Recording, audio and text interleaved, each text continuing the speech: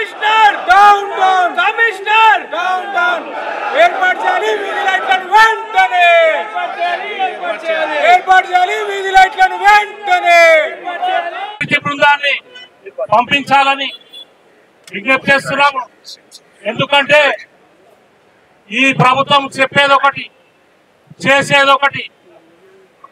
హైదరాబాదు ప్రపంచంలో ఒక మంచి పేరు తీసుకురావడానికి ప్రయత్నం చేస్తున్నామని చెప్పి గొప్పలు చెప్పేటటువంటి ప్రభుత్వము, ముఖ్యమంత్రి గారు, మంత్రులు ఈ హైదరాబాద్ జిల్లాలోనే ఉంటారు, హైదరాబాద్ జిల్లాలో తిరుగుతారు.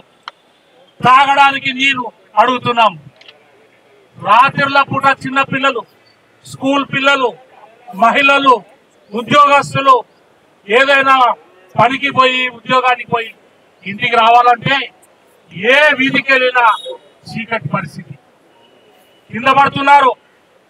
అంబులెన్స్ కూడా వెళ్ళినటువంటి పరిస్థితులు ఆ చీకట్లో. కాబట్టి ఇప్పటికైనా కమిషనర్ గారు మేల్కొని ప్రభుత్వం ఇచ్చినటువంటి మొన్న బడ్జెట్ లో అధిక శాతము డివిజన్లలో కార్పొరేటర్ల ద్వారా అభివృద్ధి సంక్షేమ కార్యక్రమాలతో పాటు కనీస సౌకర్యాలు, లైట్లు వెలిగించమని అడుగుతున్నాం. మేమేం గుంతప్పి కోరికలు అడగట్లేదు. వీధి లైట్లు ఏర్పాటు చేయండి. వీధి లైట్లకు గతంలో కాంట్రాక్ట్ ఇచ్చిండ్రు, ఆ కాంట్రాక్ట్ అయిపోయింది. అదేవిధంగా ఇమీడియట్ గా యుద్ధ ప్రతిపాదికపై వీధి లైట్లు ఏర్పాటు చేయాలి, కనీస సౌకర్యాలు కల్పించాలి. ఈ వర్షాకాలం వచ్చింది, ఇంకా డీసెట్టింగ్ జరగలేదు. వర్షాకాలం వచ్చింది, ఎక్కడైతే వర్షాలు పడతాయో అక్కడ స్టాగ్నేషన్ ఆఫ్ వాటర్ ఉంది. ప్రజలకు ఇబ్బందులు కలగకుండా ఇమీడియట్ గా చర్యలు తీసుకోవాలి.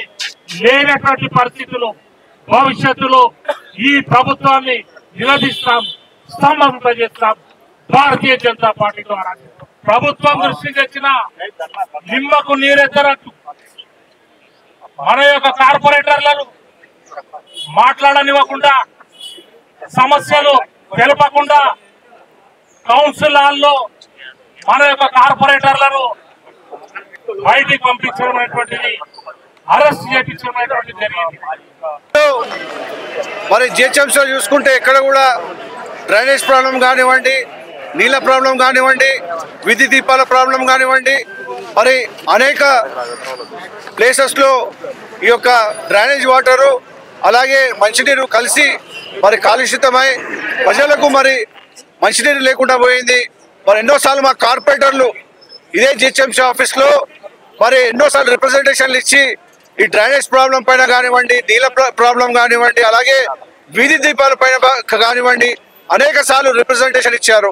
అలాగే మా ప్రజాప్రతినిధులు అలాగే మా నాయకులందరూ కూడా ఎన్నోసార్లు వచ్చి ఇక్కడ రిప్రజెంటేషన్ ఇచ్చినా ఎక్కడ కూడా వాళ్ళ రెస్పాన్స్ లేదు.